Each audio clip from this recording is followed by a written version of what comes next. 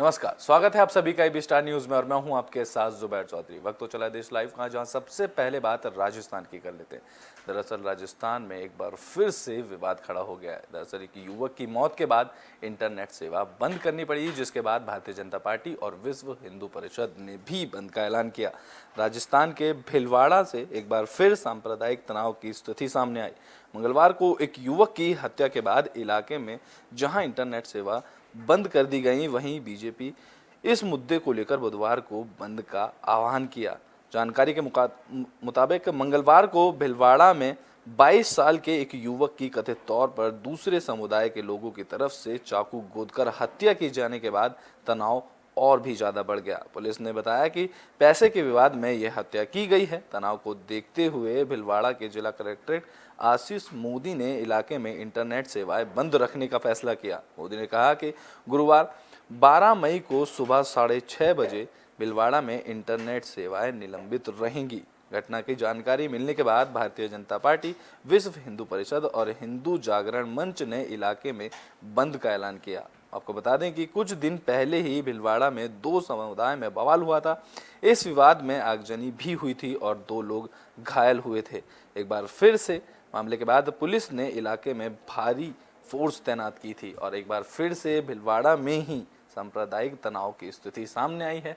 यहां एक युवक की मौत के बाद यह विवाद खड़ा हुआ। आपको बता दें कि मंगलवार के दिन एक युवक की मौत हुई, जिसके बाद राज्य में इंटरनेट सेवा बंद करनी पड़ गई। बता दें कि 22 साल के युवक की कथित तौर पर चाकू गोदकर हत्या कर दी गई, जिससे मामला और गर्मा गया। बता दें कि इसको लेकर भारतीय जनता पार्टी और विश्व हिंदू परिषद के साथ हिंदू जागरण मंच ने इलाके के बंद का ऐलान कर दिया। बता दें कि भीलवाड़ा के जिला कलेक्ट्रेट आशीष मोदी ने इलाके की इंटरनेट सेवा बंद कर दी। ये इलाके में शांति बनी रहे, इसके लिए वहां की इंटरनेट सेवा को बंद किया गया, जिसके बाद बुधवार को भारतीय जनता पार्टी, विश्व हिंदू परिषद और हिंदू जागरण मंच ने इलाके के बंद का ऐलान किया। बता दें कि कुछ दिन पहले भी, इससे पहले भी भीलवाड़ा में 2 समुदाय के बीच बवाल हुआ था। इस विवाद में आगजनी सामने आई थी, जिसको लेकर यह विवाद इतना गहरा गया था कि इसको लेकर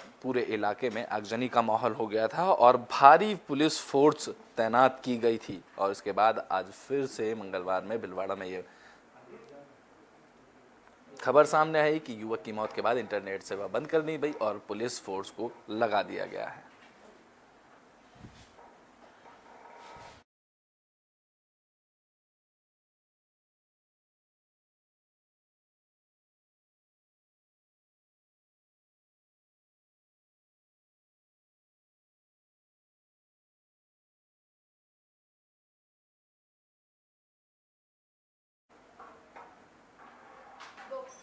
दरअसल अखिलेश यादव और शिवपाल यादव के बीच अटकलें नजर आ रही हैं, तो वहीं अभी तक भी किसी के मामले का मिलना नहीं हो पाया, लेकिन एक शादी समारोह में दोनों एक साथ नजर आए।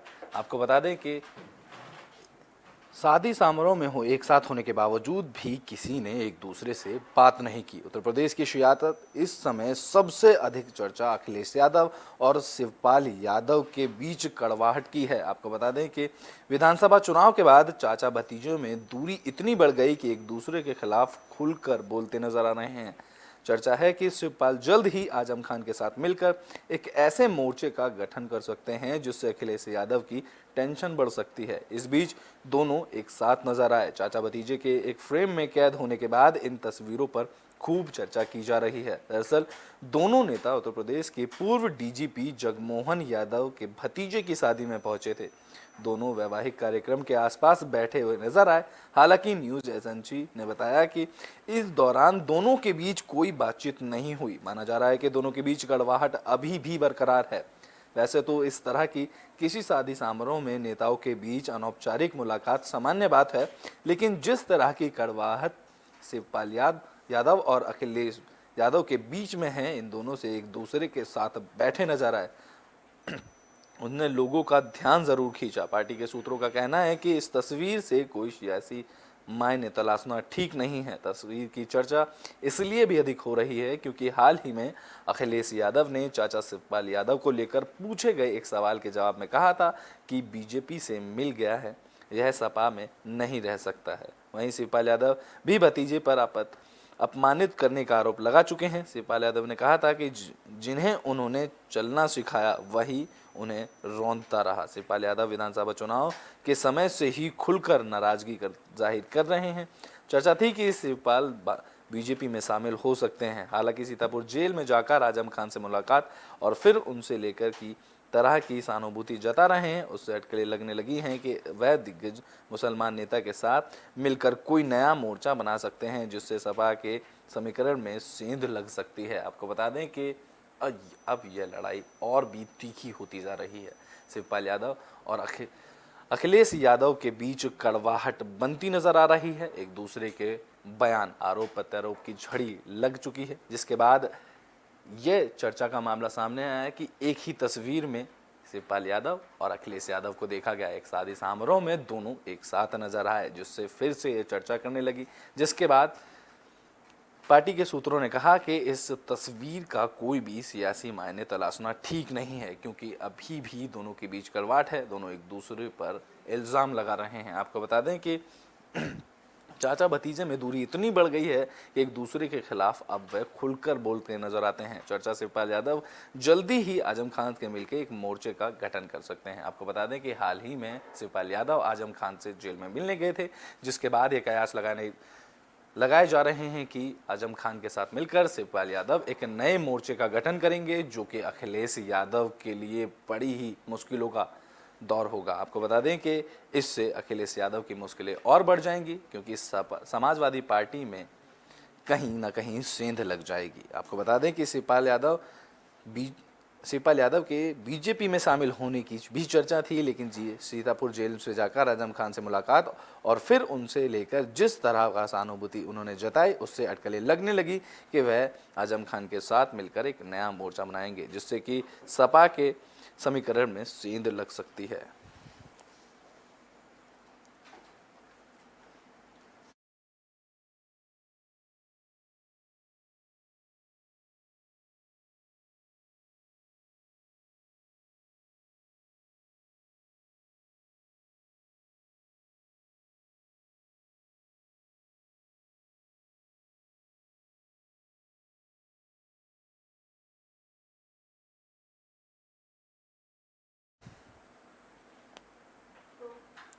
कांग्रेस नेता का निधन हो गया। आपको बता दें कि कांग्रेस नेता सुखराम का निधन हुआ। एम्स में एडमिट थे, जिनका एम्स में इलाज चल रहा था। बता दें कि दिल्ली के एम्स में भर्ती पूर्व केंद्रीय मंत्री सुखराम, कांग्रेस पार्टी के वरिष्ठ नेता और पूर्व केंद्रीय मंत्री पंडित सुखराम का निधन हो गया है।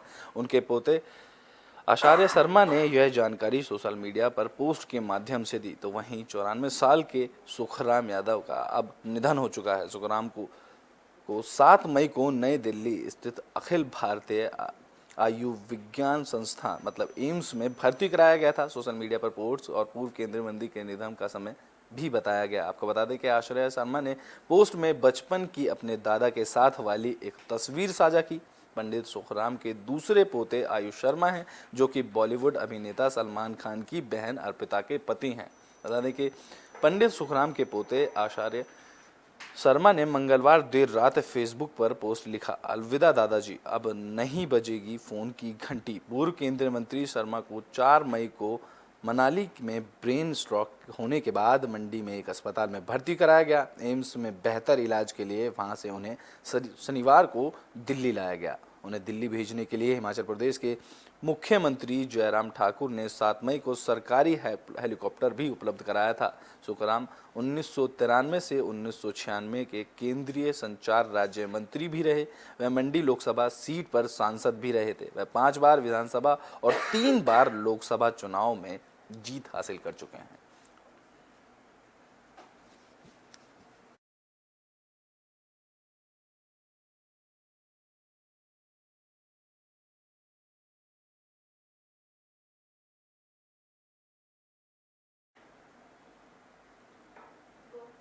तो उत्तराखंड में 4 धाम यात्राओं में श्रद्धालुओं की संख्या भीड़ भारी मात्रा में बढ़ रही है। आपको बता दें कि यह आंकड़ा 10 लाख के पार हो चुका है, जिन 10 लाख को 10 लाख श्रद्धालुओं का पंजीकरण हो चुका है। बता दें कि 7 दिन में 2 लाख से अधिक तीर्थ यात्रियों ने दर्शन कर लिया। सबसे अधिक तीर्थ यात्रियों ने केदारनाथ में दर्शन किया। इस दर्शन करने वाली तीर्थ यात्राओं का नया रिकॉर्ड बन गया। 7 दिन के भीतर 2 लाख से अधिक तीर्थ यात्रियों ने केदारनाथ धाम, बद्रीनाथ धाम, गंगोत्री धाम के दर्शन किए हैं। जबकि यात्रा पर आने के लिए पंजीकरण का आंकड़ा 10 लाख के पार हो चुका है। बता दें कि कोरोना महामारी के कारण 2 साल बाद चारों धामों की कपाट खुलते ही चार धाम यात्रा क्षमता से संचालित हो रही है। चार धाम के लिए दर्शन के लिए श्रद्धालुओं में जोश और उत्साह है। पहले दिन से ही केदारनाथ धाम, बद्रीनाथ धाम और गंगोत्री धाम में दर्शन करने के लिए मई को गंगोत्री और कपाट खुलने के साथ ही यात्रा शुरू हुई। 6 मई को केदारनाथ धाम और 8 मई को बद्रीनाथ धाम के कपाट खुलने के साथ ही 4 धाम यात्रा का आगाज हुआ। यात्रा शुरू होते ही धामों में दर्शन के लिए भक्तों की लंबी लाइन लग रही है। मुताबिक 4 धाम यात्रा में 2 लाख से अधिक तीर्थ यात्री दर्शन कर चुके हैं। बता दें कि अब तक 4 धाम यात्रा में उत्तराखंड पर्यटन विकास परिषद के मुताबिक 4 धाम यात्रा को लेकर 2 लाख से अधिक यहाँ दर्शन कर चुके हैं। इसमें सबसे अधिक 77,656 तीर्थ यात्रियों ने केदारनाथ धाम के दर्शन किए, जबकि गंगोत्री धाम में 49,215। और यमुनोत्री धाम की अगर बात करें तो यहाँ 46,405 और बद्रीनाथ धाम में 30,773 तीर्थ यात्री दर्शन कर चुके हैं। 4 धाम यात्रा पर आने के लिए 10 लाख से अधिक तीर्थ यात्रियों ने पंजीकरण करवाया है। उत्तराखंड पर्यटन विकास परिषद की ओर से 4 धाम यात्रा पर आने वाले तीर्थ यात्रियों की सुविधा के लिए कॉल सेंटर बनाया गया है, जहां पर टोल फ्री नंबर 1364 और अन्य राज्यों के लिए 1364 के माध्यम से यात्रियों को 4 धाम यात्रा व पंजीकरण के लिए पूरी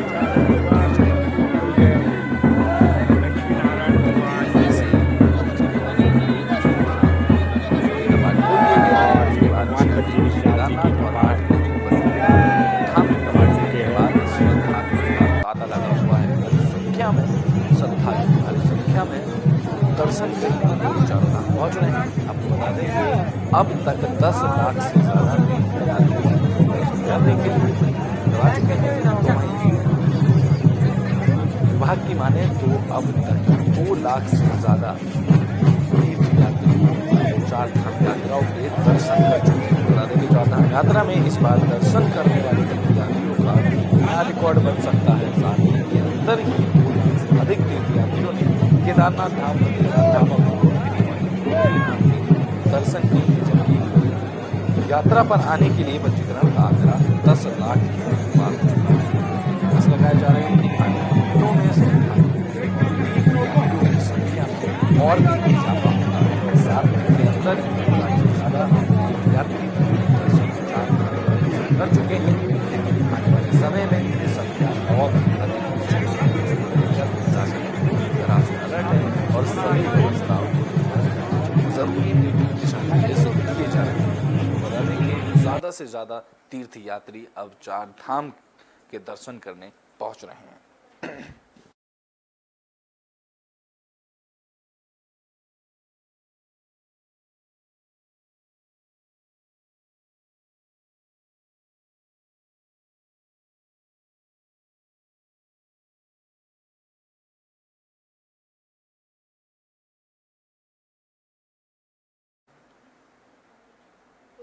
ब्रिटेन में बात अब ऑपरेशन शक्ति की कर लेते हैं। दरअसल पीएम मोदी ने ऑपरेशन शक्ति का वीडियो अपने ट्विटर हैंडल से डाला है। आपको बता दें कि 24 साल पहले भारत ने दुनिया को चौंकाया था। पोखरण में भारत ने 5 परमाणु परीक्षण किए थे, जो कि डॉक्टर एपीजे अब्दुल कलाम ने इसमें अहम भूमिका निभाई थी। ऑपरेशन शक्ति के तहत ये सभी परमाणु परीक्षण किए गए थे।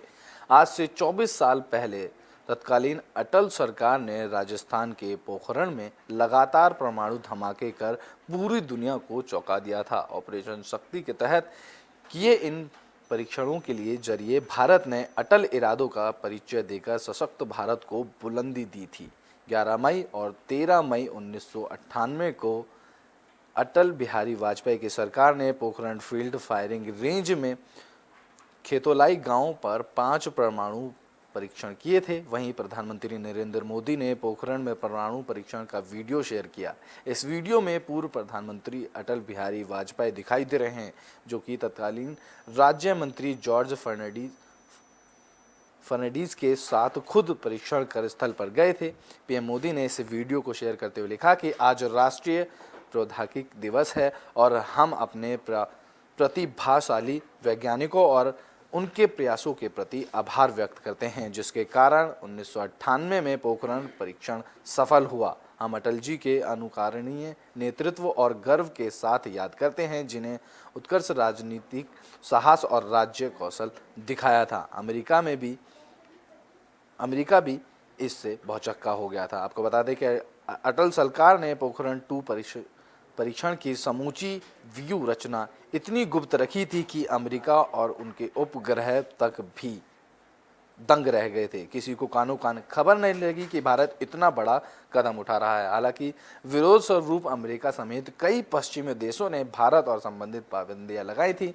सिर्फ इजराइल ने भारत का साथ दिया था। बता दें कि उस समय विरोध के स्वरूप अमेरिका समेत कई पश्चिमी देशों ने भारत पर सख्त पाबंदियां लगाई थी, क्योंकि भारत में परमाणु परीक्षण किया गया था। परीक्षण के दौरान 5 परमाणु बम परीक्षण किए गए थे, जिसके बाद कई पश्चिमी देशों ने भारत पर सख्त पाबंदियां लगाई थी। आपको बता दें कि सफल परमाणु परीक्षण के बाद तत्कालीन पीएम अटल बिहारी वाजपेयी ने कहा था कि आज भारत में पोखरण में भूमिगत परीक्षण किया है। अटल जी तत्कालीन रक्षा मंत्री जॉर्ज फर्नांडीज के साथ खुद परीक्षण स्थल पर गए थे। इस परीक्षण से भारत का सीना चौड़ा हो गया था और घोषित रूप से परमाणु शक्ति संपन्न देश भारत बन गया था। अब अटल जी ने नारा दिया था कि जय जवान, जय किसान और जय विज्ञान। आपको बता दें कि उस समय परीक्षण के दौरान अटल बिहारी ने एक नारा दिया था, जहां जय जवान, जय किसान और जय विज्ञान। इसके बाद 11 मई का दिन हर साल नेशनल टेक्नोलॉजी डे के रूप में मनाया जाता है। आपको बता दें तो इसको लेकर ही पीएम मोदी ने अपने ट्विटर हैंडल से ये जानकारी साझा की। 1974 में पहला परीक्षण हुआ था। आपको बता दें कि भारत में विश्व में परमाणु तंत्र का आगाज रहा है। डॉक्टर होमी जहांगीर भाभा ने काफ़ी पहले इसका अलख जगाया था, लेकिन उनके सपनों को षड्यंत्र ने चूर कर दिया। इसके बाद शक्ति स्वरूपा तत्कालीन प्रधानमंत्री इंदिरा गांधी ने 18 मई 1974 को पोखरण में पहला परमाणु परीक्षण कराकर विश्व के परमाणु क्षमता संपन्न देशों की सूची में भारत का नाम भी दर्ज करा लिया था। पोखरण पहले का नाम बुद्ध स्माइलिंग रखा गया था। आपको बता दें कि इसके बाद 1995 में भारत ने परीक्षण की कोशिश की थी, लेकिन विश्व समुदाय के कड़े तेवर ये नहीं थे। एपीजे अब्दुल कलाम ने इसमें अहम भूमिका निभाई थी। 1998 में परमाणु परीक्षण में तत्कालीन रक्षा वैज्ञानिक, मिसाइल मैन और 2002 में राष्ट्रपति बनाए गए डॉक्टर एपीजे अब्दुल कलाम ने अहम भूमिका निभाई थी।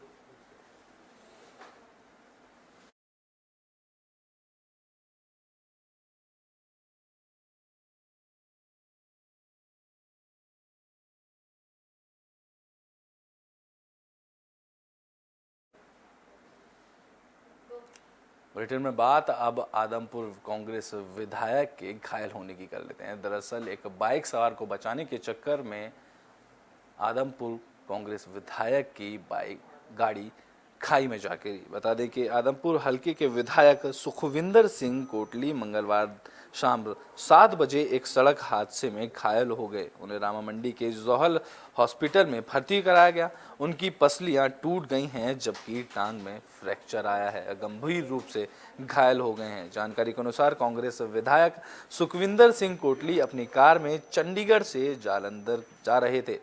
बहराम फगवाड़ा रोड पर गांव ढाहा कलेरा के पास उनकी कार के सामने एक बाइक सवार आ गया। उसे बचाने के चक्कर में कार डिवाइडर से जा टकराई और अचानक हुए इस हादसे में कोटली, उनके पीए मनदीप और गनमैन घायल हो गए। सुखविंदर सिंह कोटली की टांग में फ्रैक्चर आया है और उनकी पसलियां भी टूट गई हैं। लोगों ने उन्हें अस्पताल में भर्ती कराया। हादसे के बाद उनके परिजन भी अस्पताल पहुंच गए। आपको बता दें कि स्थानीय लोगों की मदद से उन्हें अस्पताल में भर्ती कराया गया। बता दें कि यह हादसा इसलिए हुआ कि जब वह जलंधर जा रहे थे, उसके बाद रास्ते में एक बाइक वाले को बचाने के चक्कर में उनकी गाड़ी डिवाइडर से जा टकराई और एक गड्ढे में जा गिरी, जिसमें उनके गनमैन सहित उनके पीए को भी चोट आई और उनके टांग में फ्रैक्चर आया है। तो वहीं खबर यह आ रही है कि उनकी पसलियां भी टूट गई हैं, जिससे वो गंभीर रूप से घायल हैं और उनका अब अस्पताल में इलाज कराया जा रहा है।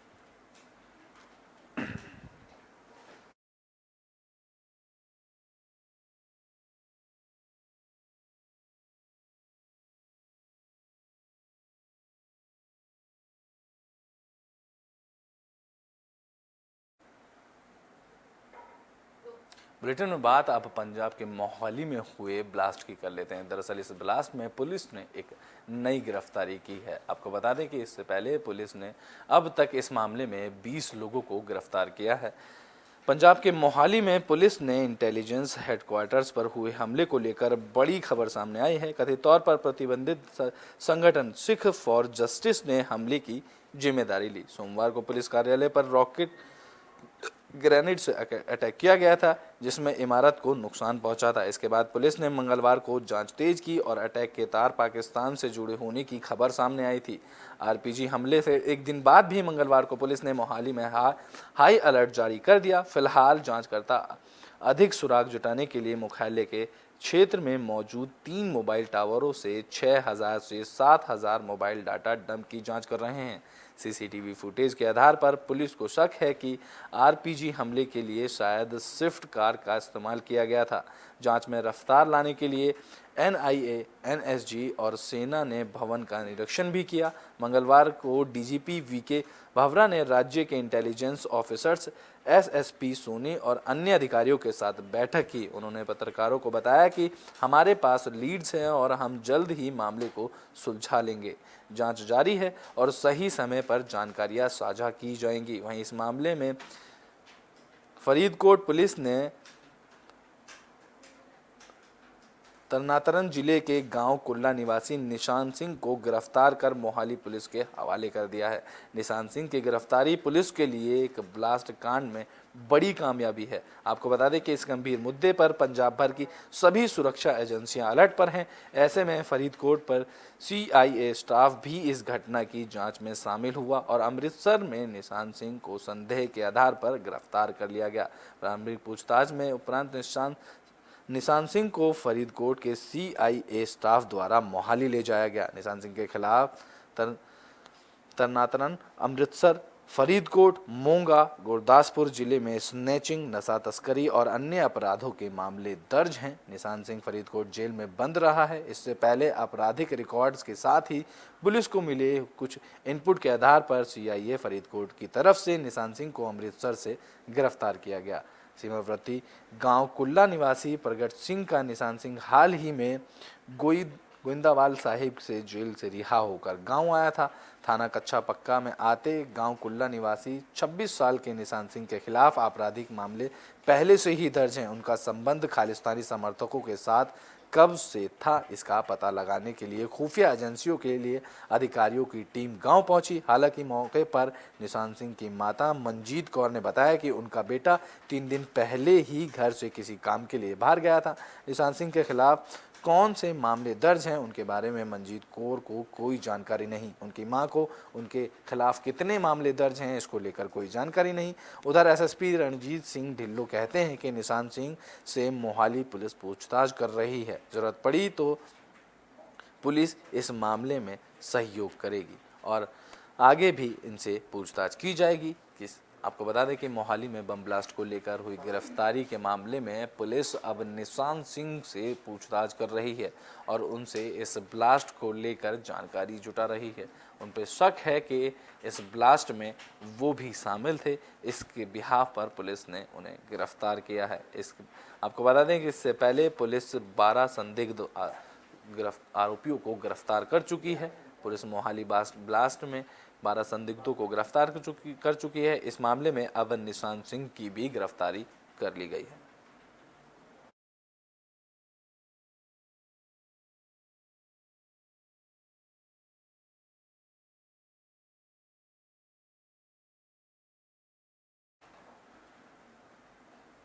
बुलेटिन में बात अब हिंदी के विस्तार की कर लेते हैं। दरअसल भारत सरकार अब हिंदी के विस्तार करने में जुटी हुई है। आपको बता दें कि इसको लेकर भारत सरकार ने यूनाइटेड नेशन को $8 लाख का चेक सौंपा है। संयुक्त राष्ट्र में हिंदी को बढ़ावा दिया जाएगा, इसके लिए $8 लाख का चेक सौंपा गया है। भारत सरकार संयुक्त राष्ट्र में हिंदी के उपयोग का विस्तार करने के लिए निरंतर प्रयास कर रही है। इस कड़ी में भारत ने यूएन की एक परियोजना के तहत $8 लाख का योगदान दिया है। आपको बता दें कि बड़ी खबर है कि भारत ने हिंदी के विस्तार के लिए $8 लाख का चेक यूएन को दिया है। यूएन में भारत के उप स्थायी प्रतिनिधि आर रविंद्र ने दुनिया भर में हिंदी भाषा आबादी तक संयुक्त राष्ट्र के बारे में जानकारी का प्रसार करने के लिए यह चेक सौंपा है। यूएन के बारे में हिंदी में जानकारी प्रसारित करने के लिए साल 2018 में हिंदी@UN परियोजना की शुरुआत की गई थी। संयुक्त राष्ट्र लोक सूचना विभाग के सहयोग से जारी इस परियोजना में संयुक्त राष्ट्र की हिंदी भाषा से सार्वजनिक पहुंच बढ़ाने और दुनिया भर में लाखों हिंदी भाषी लोगों के बीच वैश्विक मुद्दों के बारे में अत्यधिक जागरूकता लाने का प्रयास किया जाता है। संयुक्त राष्ट्र ने एक बयान में कहा कि भारत ने 2018 में संयुक्त राष्ट्र के वैश्विक संचार विभाग DGC के साथ साझेदारी कर रहा है। यह हिंदी में DGC के समाचार और मल्टीमीडिया सामग्री को मुख्य धारा और समेकित करने के लिए अतिरिक्त बजटीय योगदान देता है। 2018 से यूएन न्यूज़ इन हिंदी संयुक्त राष्ट्र की वेबसाइट और सोशल मीडिया हैंडल और यूएन फेसबुक के हिंदी पेज के माध्यम से प्रसारित किया जाता है। इसके अलावा एक संयुक्त राष्ट्रीय समाचार हिंदी ऑडियो बुलेटिन हर हफ्ते जारी किया जाता है। आपको बता दें कि हिंदी के विस्तार के लिए भारत सरकार ने एक बड़ी पहल की है। भारत सरकार ने यूनाइटेड नेशन को $8 लाख का चेक सौंपा है, जिसके लेकर अब उन्होंने हिंदी के विस्तार को लेकर ये रकम संयुक्त राष्ट्र को सौंपी है। बता दें कि यूएन में भारत के उप स्थायी प्रतिनिधि आर रविंद्र ने दुनिया भर में हिंदी भाषी आबादी तक संयुक्त राष्ट्र के बारे में जानकारी का प्रसार करने के लिए ये चेक सौंपा है। यूएन के बारे में हिंदी में जानकारी प्रसारित करने के लिए साल 2018 में हिंदी@UN परियोजना शुरू की गई थी। अब इसके तहत भारत ने यूएन को $8 लाख का चेक सौंपा है।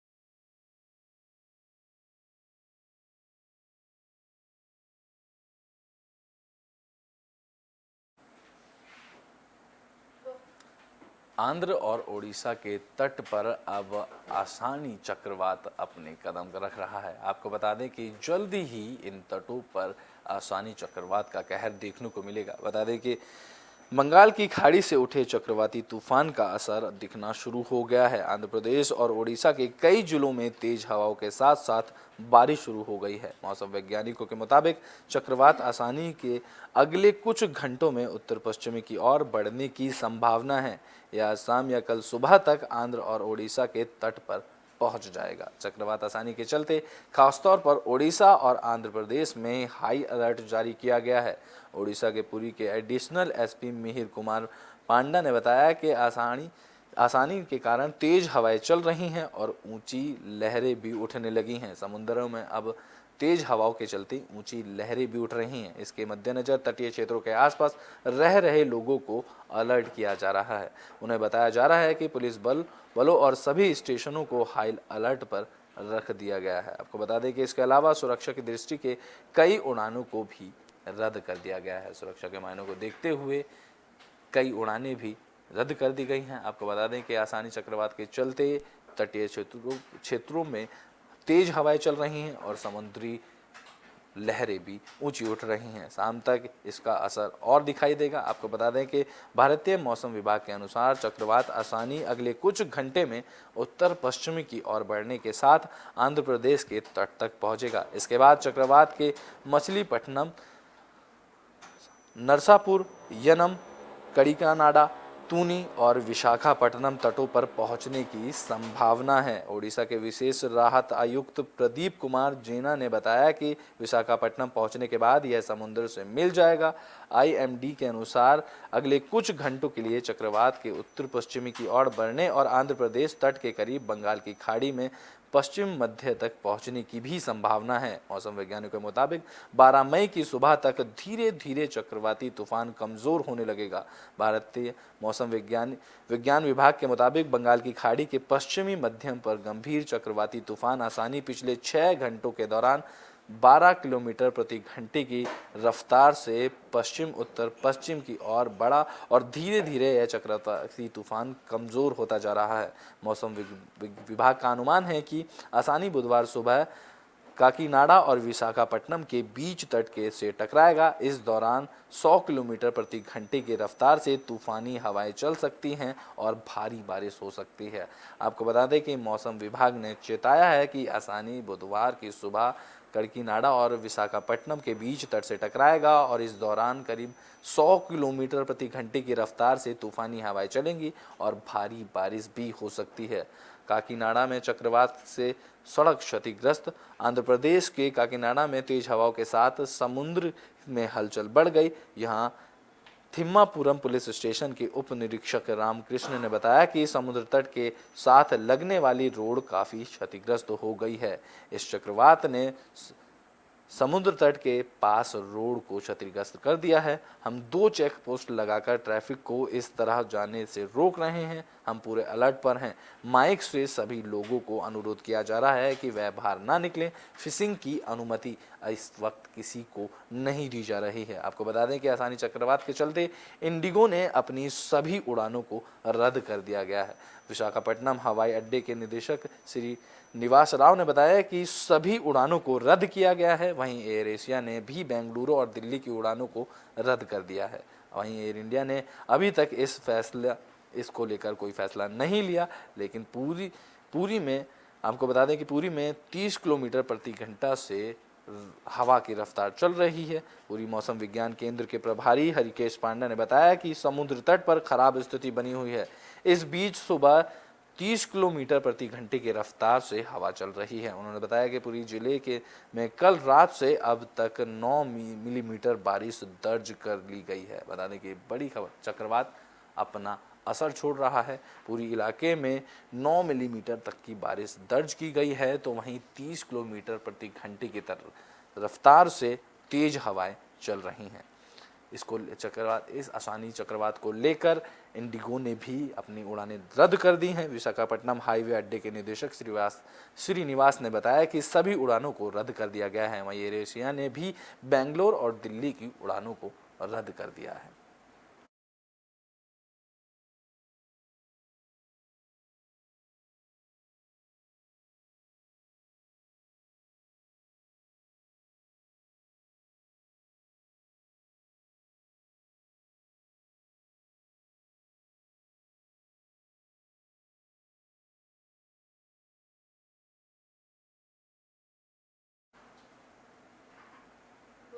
बुलेटिन के आखिरी में बात आईपीएल की कर लेते हैं। दरअसल किंग्स 11 पंजाब जो कि पहले हुआ करती थी, आपको बता दें कि उनकी राह अब आसान नहीं है। हालांकि अभी वह प्लेऑफ के बाहर नहीं हुई हैं। आईपीएल 2022 में पंजाब किंग्स का प्रदर्शन कुछ खास नहीं रहा। पिछले कुछ सीजन की तरह इस बार भी पंजाब की टीम अच्छा प्रदर्शन करने में अब तक नाकाम रही है। हालांकि टीम प्लेऑफ की रेस से बाहर नहीं हुई है और उनके अभी 3 मैच बाकी हैं। इन सभी मैचों में जीत हासिल करने पर मयंक अग्रवाल की टीम अंतिम 4 में जगह बना लेगी।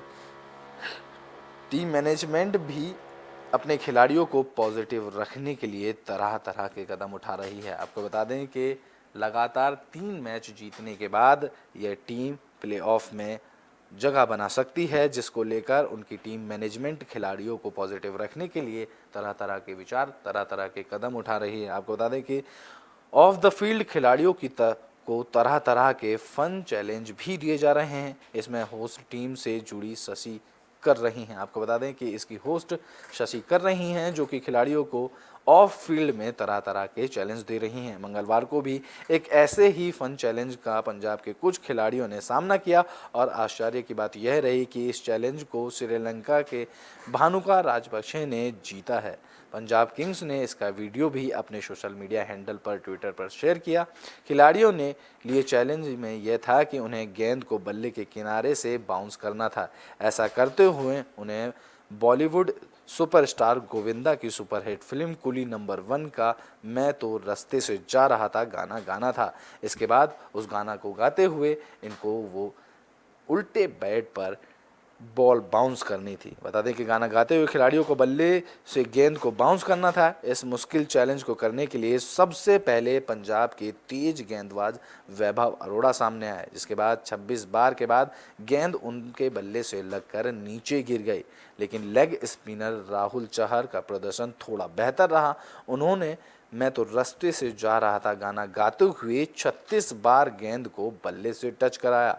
ईशान परोल की बात करें तो वह सिर्फ 12 बार ही बल्ले को गेंद से टच करा पाए और इसमें वो फेल हो गए। आखिर में श्रीलंका के स्टार बल्लेबाज भानुका राजपक्षे ने यह चैलेंज को स्वीकार किया। हिंदी ना आने के बावजूद भी उन्होंने गाने की पहली पंक्ति सीखी और इसे गाते हुए करीब 100 बार यह कारनामा किया। यह देखकर बाकी सभी हैरान रह गए। बाद में होस्ट शशि ने राजपक्षे से पूछा कि क्या वह गोविंदा को जानते हैं। इस पर राजपक्षे कहते हैं कि हाँ, गोविंदा एक बेहतरीन डांसर हैं।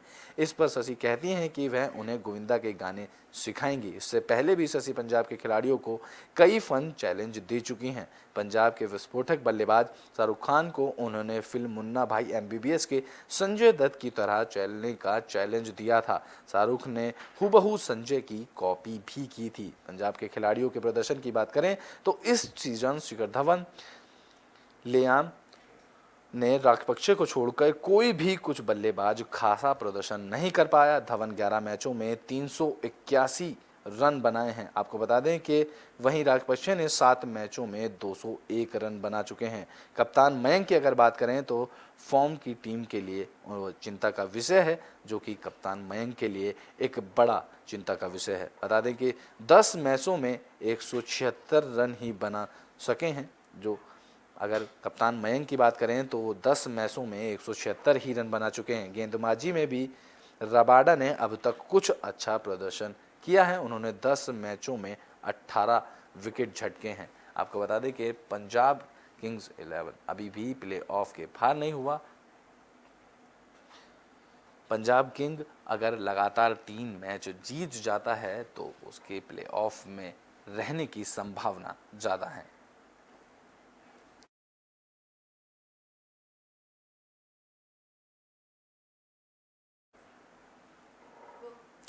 पंजाब के प्रदर्शन को अच्छा करने के लिए होस्ट शशि अपने खिलाड़ियों को कुछ टास्क दे रही हैं। इसमें सभी खिलाड़ी टास्क पार्टिसिपेट करते हैं, जिसमें श्रीलंका के राजपक्षे ने सबसे बेहतर प्रदर्शन कर ये प्रतियोगिता जीती। आपको बता दें कि पंजाब किंग्स 11 का अभी तक भी अच्छा खासा प्रदर्शन नहीं रहा, लेकिन अभी फिलहाल वह प्ले ऑफ के बाहर नहीं है। देश लाइव में अभी के लिए बस इतना ही। देश और दुनिया की तमाम खबरों के लिए देखते रहें एबी स्टार न्यूज़।